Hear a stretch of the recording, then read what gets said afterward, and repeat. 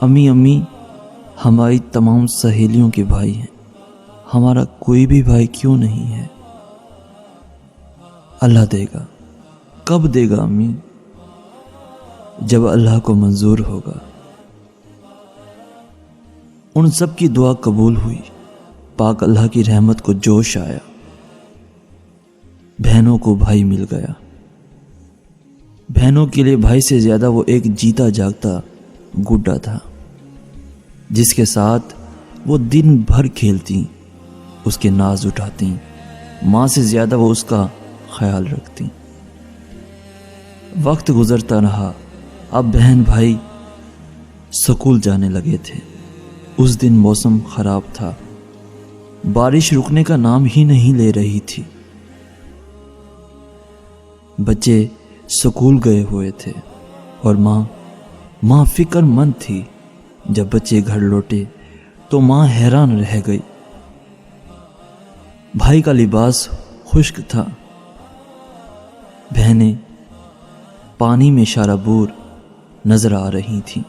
ماں کو کچھ پوچھنے کی ضرورت پیش ہی نہیں آئی۔ امی ایک چھاتا تھا، بہنوں نے مجھے سائے میں رکھا۔ بھائی شوخ آواز میں بولا۔ بہنوں کے اس اصرار کو یاد رکھنا بیٹا۔ امی سسک پڑی۔ بات گہری تھی، وہ سمجھ نہیں پایا۔ وقت گزر رہا تھا، بچے بڑے ہو چکے تھے، نئی صفیں بچھ چکی تھی، پرانی صفیں لپیٹی جا چکی تھی۔ وہ تینوں اب خود گرہستی والے تھے۔ ایک دن بھائی نے بہنوں سے کہا، ابو کی جائیداد کا میں اکیلا وارث ہوں، تم دونوں کو اپنے حصے سے دستبردار ہونا پڑے گا۔ بہنوں کو چپ سی لگ گئی، مگر آنسو آنکھوں کی زبان ہوتے ہیں۔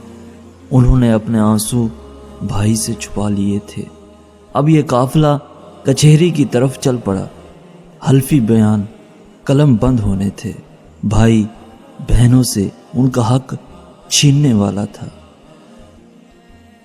بہنوں کے لیے وہ اب بھی گڈے جیسا تھا، جس کے ناز وہ بچپن میں اٹھاتی رہی تھیں۔ موسم بدل چکا تھا، سورج سر پر آگ برسا رہا تھا، تیز دھوپ برداشت سے باہر ہو رہی تھی۔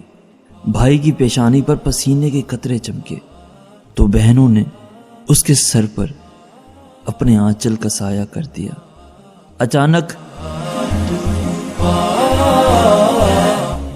اچانک ایسا ہوا، بھائی کو برسات یاد آ گئی۔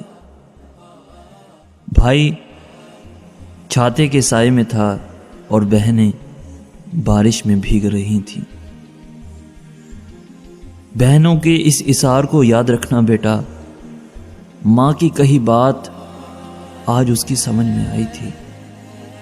اس کے وجود میں کالی گھٹا اٹھی، بصارت دھندلا گئی۔ وہ بہنوں کے قدموں پر گر پڑا۔ برسات تو اب شروع ہوئی تھی۔